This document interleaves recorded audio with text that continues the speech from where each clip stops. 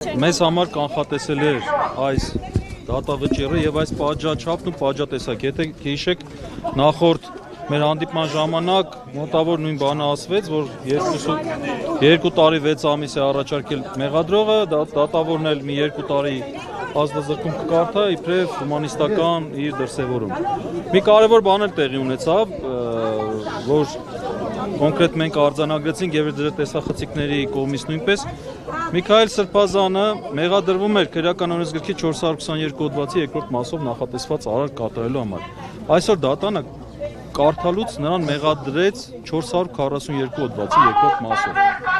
Լրիվ ուրիշ հոդված։ Ինչի մասին։ Բարձրաբան։ Այս հոդվածը լրիվ ուրիշ բանի մասին է, վերաբերում է պաշտոնատարանձի կողմից ապօրինի ձեռնարկատիրական գործունեության։ Դատարը ուրիշ հոդվածի մասին խոսեց հիմա։ Այսինքն Տեսեք, մենք հիմա միասին արձանագրեցինք, որ դատավորը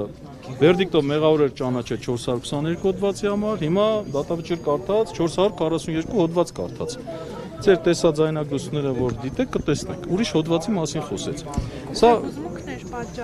հիմա գիտեք ինչ է թույլ հուզմունքը մարդու ճակատագրերի վրա է ազդում։ Ակնհայտ է, որ սա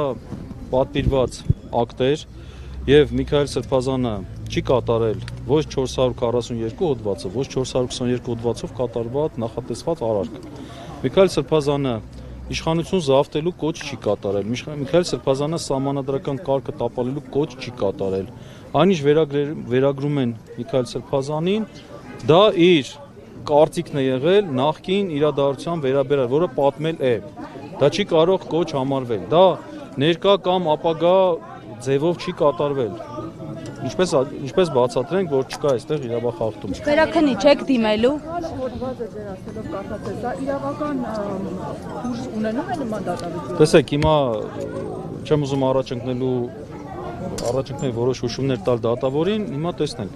Վերաքնի չեք դիմելու։ Այո, ավելին ասեմ, մենք արդեն ստացել ենք Վճռաբեկ դատարանի որոշումը, որով մեր բողոքը վարույթ չի ընդունել է մերժել է առաջի կալանքի հետ կապված եւ այդ մասով մենք նաեւ միջազգային ակցիան ենք դիմելու, եվրոպական դատան ենք դիմելու։ Այս դատավճիռը արդեն աշխատում ենք այդ ուղղությամբ։ Դատավճիռը անպայման բողոքարկվելու է Վերաքնի Ճատյան, Միքայել Սրբազյանը նույնպես սպասում էր այս դատավճռին, այսինքն ինքն էլ էր ակնկալում, ինքը հոգեպես պատրաստ էր, այո, ինքը ի սկզբանե տրամադրված էր, որ իր նկատմամբ քաղաքական հետապնդում է իրականացվել եւ իրականացվել։ Այսքանն, եթե հարց ունեք, խնդրեմ։ Փոփոխություն ինչու եք պայմանավորում։ Մտավախություններ ունեին, որ եթե բողոքարկեիք շատ հեշտությամբ հաղթանակի կհասնեիք, թե երկրորդ։ Չէ, եկեք թողնենք որ դատավորը պատասխանի այդ հարցին։ Իսկ ձեր պրակտիկայում շատ է լինում, երբ ասենք վճիռը կարդալուց ուրիշ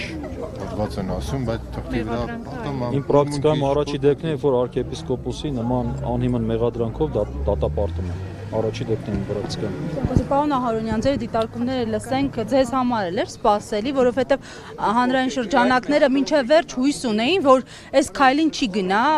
դատական իշխանությունը, այս քայլին չեն գնա առհասարակ։ Բայց խնդրեմ գնացեք այս կոմելիկատը։ Նրանցած ճանապարհը նախապատրաստվում էր այս ամեն ինչը, սպասելի էր ինչ-որ միտեղ, սակայն սա բնականաբար այսպես չի մնա, մենք բոլոր միջոցները գործադրելու ենք այս անարդարությանը վերջ տալու համար, ես չգիտեմ, պատմական ամոթի օրեր այսօր։